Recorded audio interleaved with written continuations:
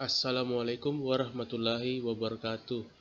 Perkenalkan, kami dari tim 5 yang terdiri dari Abdul Ridwan Gani, Muhammad Irfan, Rifki Elmatiana.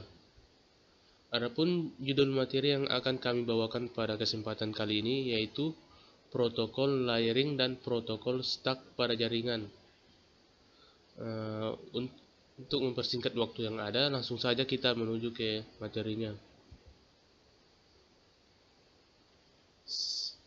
Sebelum kita membahas protokol layering dan protokol stuck, yang perlu kita ketahui apa itu protokol. Protokol merupakan sarana komunikasi antara mesin melalui jaringan terintimidasi, yang artinya protokol adalah suatu aturan yang mendefinisikan beberapa fungsi yang ada dalam sebuah jaringan komputer. Misalnya, mengirim pesan, data, informasi, dan fungsi yang lain harus dipenuhi oleh si pengirim atau transmitter dan si penerima receiver agar komunikasi dapat berlangsung dengan benar. Dalam protokol ada beberapa hal yang perlu kita perhatikan, antara lain sintak. Fungsinya untuk digunakan pengkodean sinyal. Semantik digunakan untuk mengetahui maksud dari informasi yang dikirim dan mengoreksi kesalahan yang terjadi dari informasi tadi. Ketiga, timing berfungsi untuk mengetahui kecepatan transmisi data.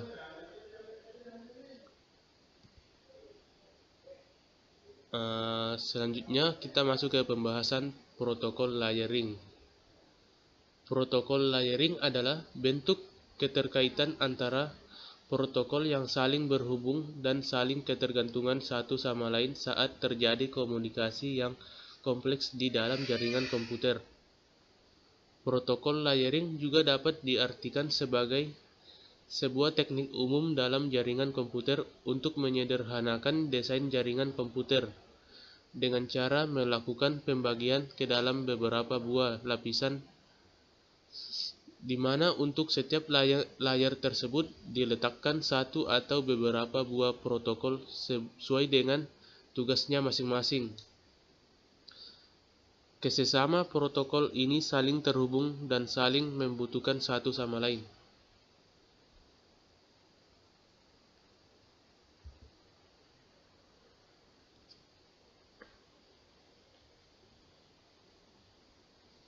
Selanjutnya, protokol stuck.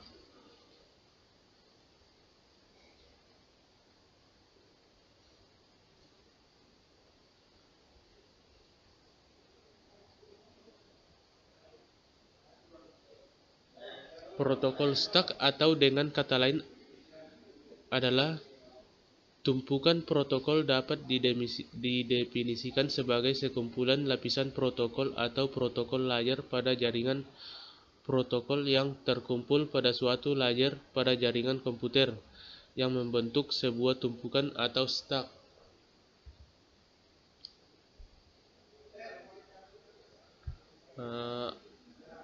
Ada 3 ide utama pada protokol stack.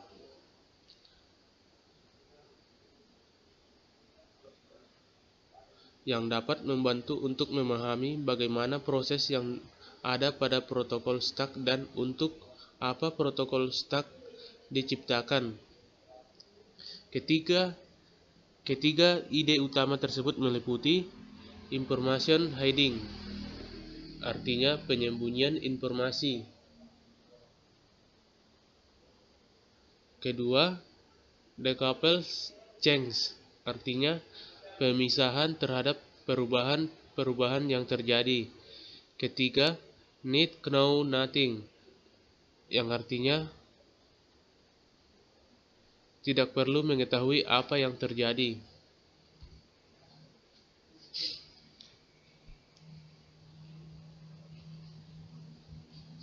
Selanjutnya kita masuk kepada fungsi protokol.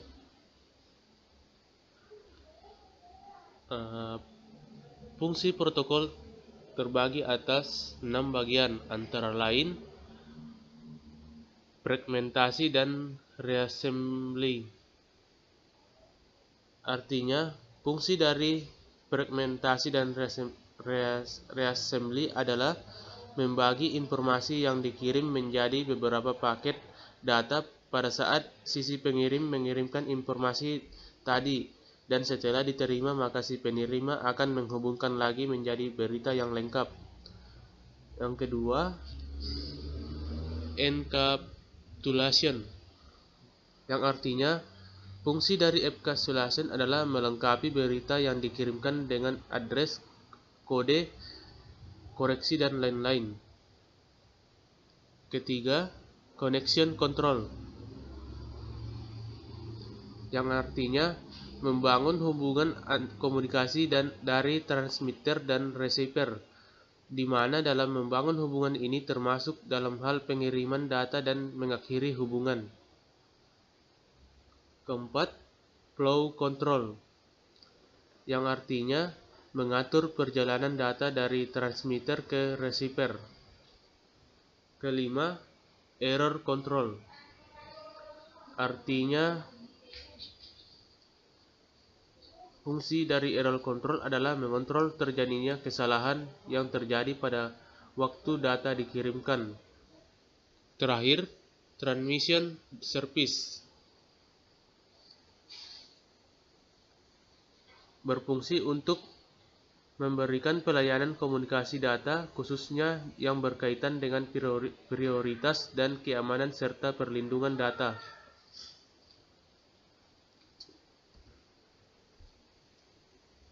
Selanjutnya, susunan protokol.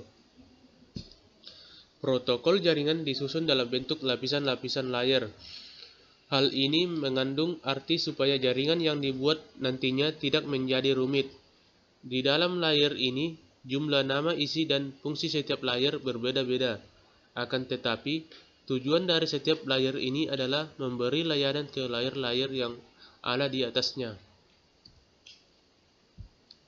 Seperti pada gambar yang ada di layar, inilah susunan protokol, di mana layer 1 itu yang terdiri dari physical layer, yang artinya mengatur pengiriman data berupa bit lewat kabel. Lapisan ini berkaitan langsung dengan perangkat keras seperti kabel dan LAN card. Layer 2 yang terdiri dari data link layer, fungsinya untuk mengendalikan kesalahan antara dua komputer yang berkomunikasi lewat layar fisikal. Data link biasanya digunakan oleh hub dan switch. Selanjutnya, layer 3 yang artinya network layer. Fungsinya ini untuk bertanggung jawab menerjemahkan alamat logis jaringan ke alamat fisik jaringan. Layer ini juga memberi identitas alamat, jalur perjalanan pengiriman data, dan mengatur masalah jaringan, misalnya pengiriman paket-paket data. Selanjutnya, layer 4 terdiri dari transport layer, yang berfungsi mengatur pengiriman pesan dari host. Selanjutnya, layer 5 yang terdiri artinya session layer, berfungsi untuk proses dan mengakhiri sesi tersebut. Misalnya, jika ada login secara interaktif, maka sesi dimulai, dan jika ada permintaan logout, maka sesi berakhir. Layer ini juga menghubungkan lagi jika sesi login mengalami gangguan sehingga terputus. Kemudian layer 6 dalam kurung presentation layer, yang artinya bertanggung jawab untuk menyandikan informasi. Layer ini membuat dua host dapat berkomunikasi. Selanjutnya, layer 7 atau application layer, yang dimana fungsinya untuk menyediakan layanan untuk aplikasi, misalnya transfer file, email, atau akses layanan. Selanjutnya kita masuk ke jenis-jenis protokol. Yang pertama, TCP/IP atau Transmission Control.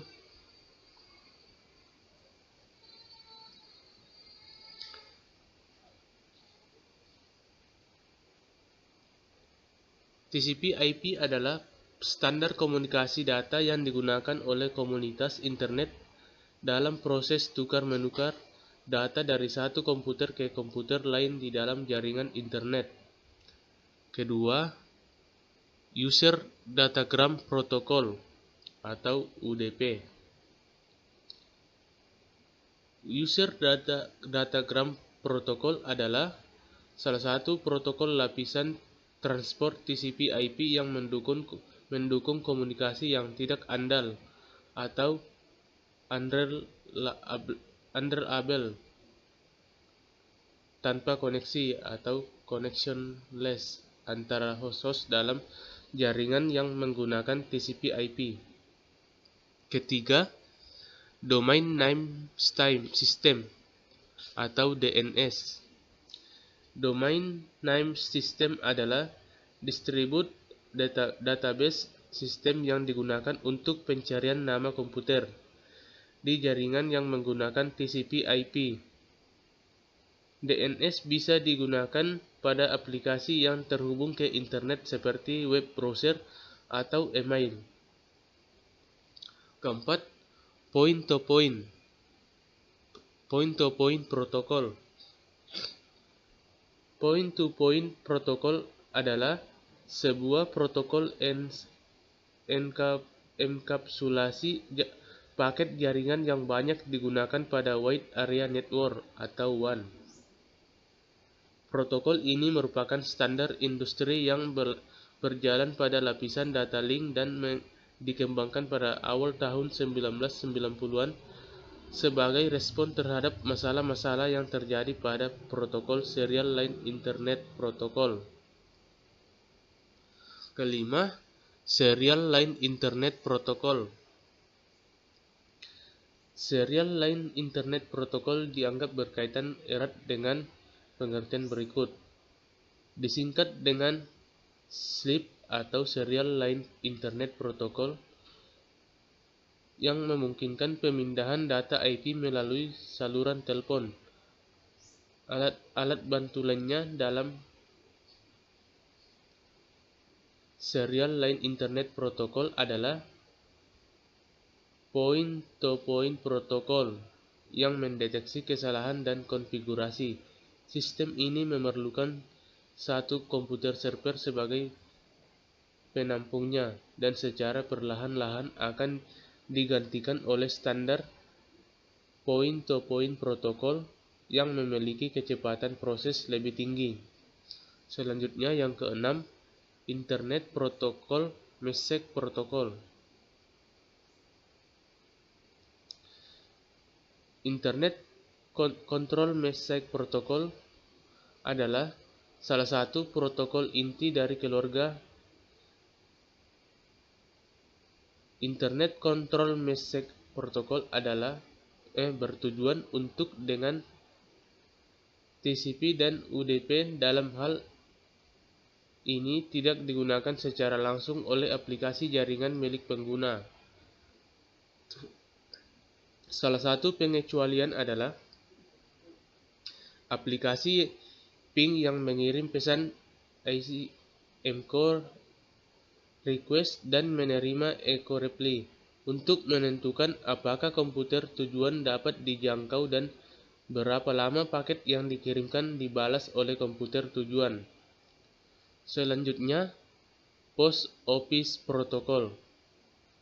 Post Office Protocol adalah kepanjangan dari Post Office Protocol versi 3, yakni protokol yang digunakan untuk mengambil email dari server. Selanjutnya yang ke-8, Internet Message Access Protocol. Internet Message Access Protocol adalah protokol standar untuk mengakses atau mengambil email dari server. Internet Message Access Protocol memungkinkan pengguna memilih pesan email yang akan ia ambil, membuat folder di server, mencari pesan email tertentu, bahkan menghapus pesan email yang ada. Kemampuan ini jauh lebih baik daripada Post Office Protocol yang hanya memperbolehkan kita mengambil atau download semua pesan yang ada tanpa terkecuali. Yang kesembilan, Simple Mail Transfer Protocol. Simple Mail Transfer Protocol adalah suatu protokol yang umum digunakan untuk pengiriman surat elektronik atau email di internet. Protokol ini digunakan untuk mengirimkan data dari komputer pengirim surat elektronik ke server surat elektronik penerima. Yang ke-10, Hypertext Transfer Protocol. Hypertext Transfer Protocol adalah suatu protokol yang digunakan oleh World Wide Web. Hypertext Transfer Protocol mendefinisikan bagaimana suatu pesan bisa diformat dan dikirimkan dari server ke klien. Hypertext Transfer Protocol juga mengatur aksi-aksi apa saja yang harus dilakukan oleh web server dan juga web browser sebagai respon atas perintah-perintah yang ada pada protokol Hypertext Transfer Protocol ini. Contohnya, bila kita mengetikkan suatu alamat atau username pada internet browser, maka web browser akan mengirimkan perintah Hypertext Transfer Protocol ke web server. Web server kemudian akan menerima perintah ini dan melakukan aktivitas sesuai dengan perintah yang diminta oleh web browser. Hasil aktivitas tadi akan dikirimkan kembali ke web browser untuk ditampilkan kepada kita.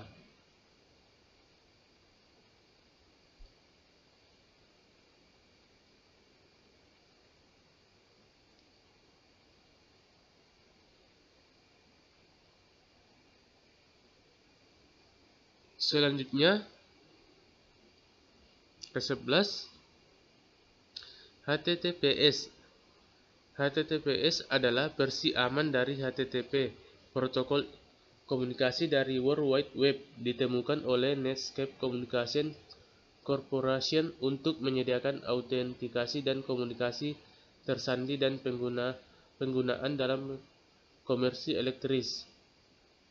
Selain menggunakan komunikasi plain text, HTTPS menyandikan data sesi menggunakan protokol Secure Socket Layer atau protokol Transport Layer Security. Kedua protokol tersebut memberikan perlindungan yang memadai serangan NPAS dan man-in-the-middle attacks pada umumnya. Selanjutnya, Secure Shell. Secure Shell adalah protokol jaringan yang memungkinkan pertukaran data secara aman antara dua komputer. Secure Shell dapat digunakan untuk mengendalikan komputer dari jarak jauh, mengirim file, membuat tunnel yang terenkripsi, dan lain-lain. Protokol ini mempunyai kelebihan dibanding protokol yang sejenis seperti Telnet, yang memiliki sistem autentikasi, otorisasi, dan enkripsi sendiri. Selanjutnya, yang ke-13, Telecommunication Network atau Telnet. Telecommunication Network adalah sebuah protokol jaringan yang digunakan di koneksi internet atau local area network. Telecommunication Network dikembangkan pada tahun 1969 dan distandarisasi sebagai IETF STD8, salah satu standar internet pertama. Ke-14, selanjutnya, File transfer protocol. File transfer protocol adalah sebuah protokol internet yang berjalan di dalam lapisan aplikasi yang merupakan standar untuk pertransferan berkas atau file antar mesin-mesin dalam sebuah internet network. Protokol Transmission Control Protocol untuk komunikasi data antara klien dan server, sehingga di antara kedua komponen tersebut akan dibuatlah sebuah sesi komunikasi. Selanjutnya yang ke-15, LDAP, Lightweight Directory Access Protocol, adalah protokol perangkat lunak untuk memungkinkan semua orang mencari resource, organisasi, perorangan, dan lainnya, seperti file atau printer di dalam jaringan, baik di internet atau intranet. Yang ke-16, Secure Socket Layer. Secure Socket Layer adalah arguably internet yang paling banyak digunakan untuk enkripsi. Ditambah lagi, digunakan tidak hanya keamanan koneksi web, tetapi untuk berbagai aplikasi yang memerlukan enkripsi jaringan end-to-end.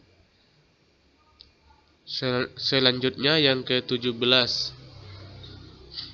Simple Mail Transfer Protocol.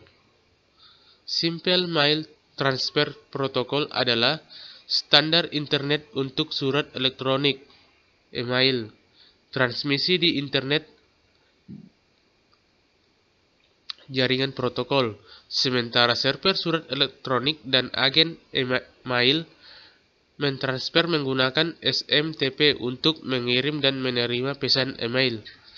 Aplikasi client level user email biasanya menggunakan SMTP hanya untuk mengirim pesan ke server mail untuk relaying. Selanjutnya yang ke-18, Simple Network Management Protocol. Simple Network Management Protocol merupakan protokol standar industri yang digunakan untuk memonitor dan mengelola berbagai perangkat di jaringan internet, meliputi hub, router, switch, workstation, dan sistem manajemen jaringan secara jarak jauh atau remote. Selanjutnya yang ke-19, Internet Protokol versi 4.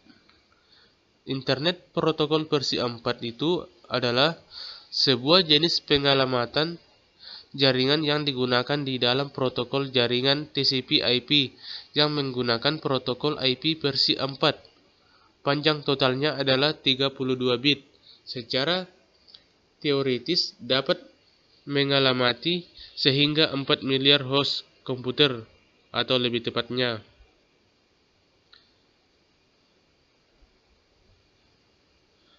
Selanjutnya yang ke-20, Internet Protokol versi 6. Internet Protokol versi 6 adalah protokol internet generasi baru yang menggantikan protokol versi sebelumnya. Internet Protokol versi 6 dikembangkan oleh Internet Engineer Task Force atau IETF. Tujuan utama diciptakan Internet Protokol versi 6 karena keterbatasan ruang alamat di Internet Protokol versi 4 yang hanya terdiri dari 32 bit. Selanjutnya yang ke-21, Dynamic Host Configuration Protocol. Dynamic Host Configuration Protocol adalah protokol yang berbasis arsitektur klien atau server yang dipakai untuk memudahkan pengalokasian alamat IP dan satu jaringan. Sebuah jaringan lokal yang menggunakan DHCP harus memberikan alamat IP kepada semua komputer secara manual. Jika DHCP dipasang di jaringan lokal, maka semua komputer yang tersambung di jaringan akan mendapatkan alamat IP secara otomatis dari server DHCP.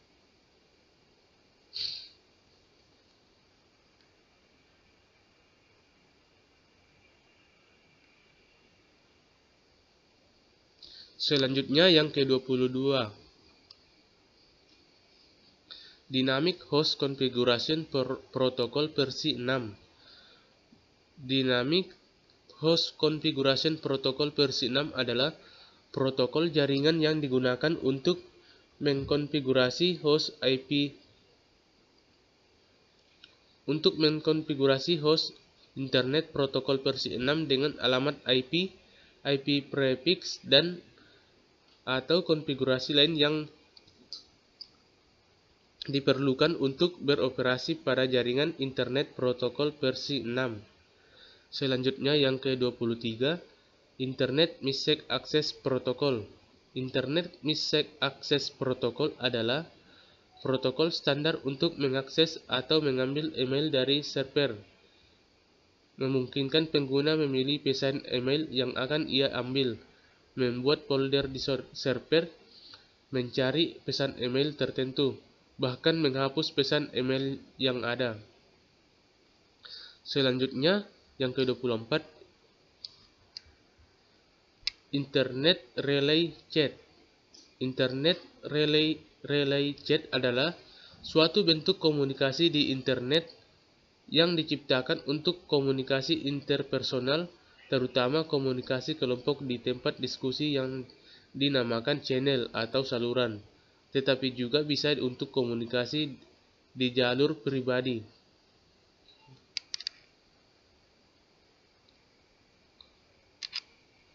Selanjutnya yang ke-25, Lightweight Directory Access Protocol.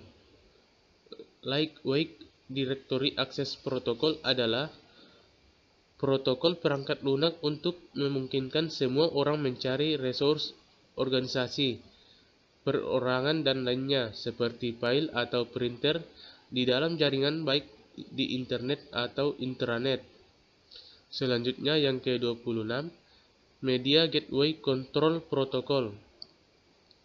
Media Gateway Control Protocol merupakan salah satu implementasi dari Media Gateway Control Protocol arsitektur untuk mengendalikan media gateway internet protokol IP, jaringan, dan masyarakat beralih jaringan telepon.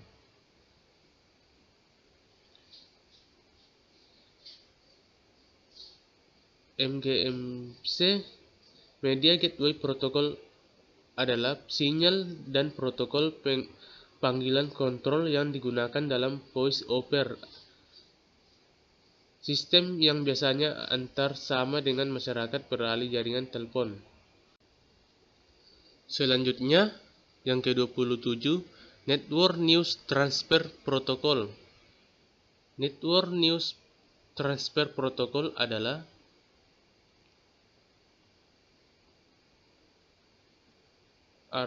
sebuah protokol aplikasi yang digunakan untuk mengangkut Usenet artikel berita atau net news antara server berita dan untuk membaca dan posting artikel oleh aplikasi klien pengguna akhir. Selanjutnya yang ke-28, Border Gateway Protocol. Border Gateway Protocol adalah inti dari protokol routing internet. Protokol ini menjadi backbone dari jaringan internet dunia. Border Gateway Protocol adalah protokol routing inti dari internet yang digunakan untuk melakukan pertukaran informasi routing antar jaringan. Selanjutnya yang ke-29, Network Time Protocol. Network Time Protocol adalah protokol jaringan untuk sinkronisasi clock antara sistem komputer melalui paket switch variabel latence jaringan data. Ke-30, jaringan prosedur panggilan remote. Prosedur panggilan remote adalah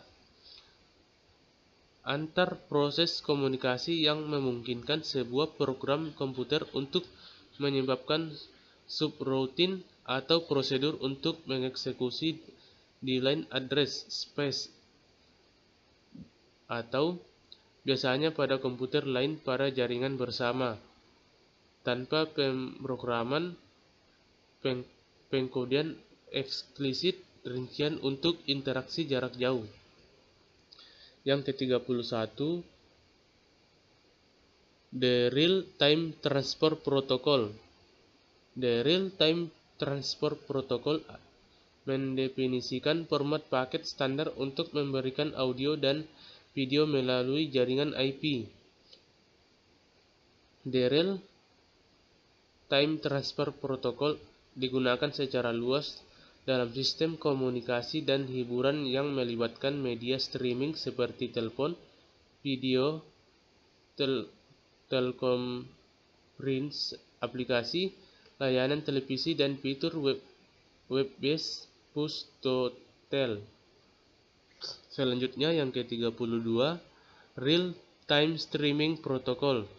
Real-Time Streaming Protocol merupakan protokol jaringan komputer yang dirancang untuk digunakan dalam hiburan dan sistem komunikasi untuk mengendalikan server aliran media atau media streaming. Protokol ini digunakan untuk menetapkan dan mengendalikan sesi media antara dua titik ujungnya. Klien dari server media mengeluarkan perintah seperti PCR seperti play dan pause untuk mendukung kendali waktu nyata dari berkas media yang dijalankan dari server. Selanjutnya, Routing Information Protocol. Routing Information Protocol adalah sebuah protokol routing dinamis yang digunakan dalam jaringan LAN atau Local Area Network dan WAN Wide Area Network. Oleh karena itu, protokol ini diklasifikasikan sebagai Interior Gateway Protocol. Protokol ini menggunakan algoritma Distance Vector Routing. Selanjutnya, yang ke-34, Decision Initiation Protocol. Decision Initiation Protocol adalah protokol defense signaling digunakan untuk mengendalikan sesi komunikasi seperti panggilan suara dan video melalui internet protokol. Protokol ini dapat digunakan untuk membuat atau mengubah dan mengakhiri dua partai atau multipartai. Selanjutnya yang ke-35, Secure Socket. Secure Socket adalah sebuah protokol internet yang paket jaringan route antara klien dan server melalui server proxy. Soket tambahan menyediakan autentikasi sehingga hanya pengguna sah yang dapat mengakses server.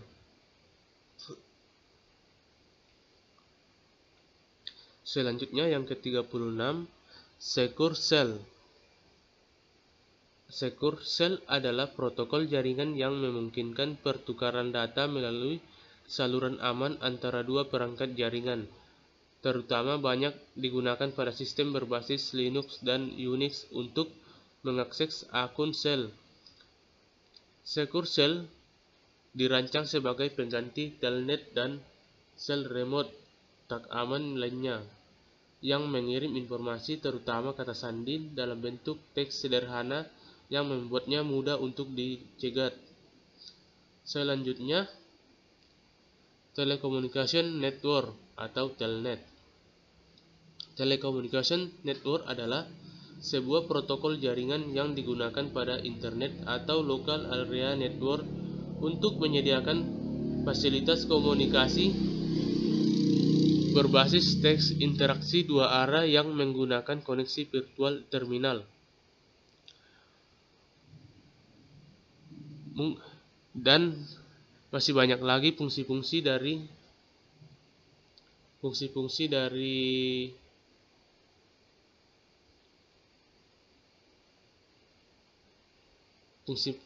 dan masih banyak jenis-jenis dari protokol yang belum dapat saya jelaskan. Mungkin ini saja yang dapat saya sampaikan. Jika ada yang kurang mohon dimaafkan. Kurang lebihnya mohon dimaafkan. Wabillahi taufik wal hidayah. Assalamualaikum warahmatullahi wabarakatuh.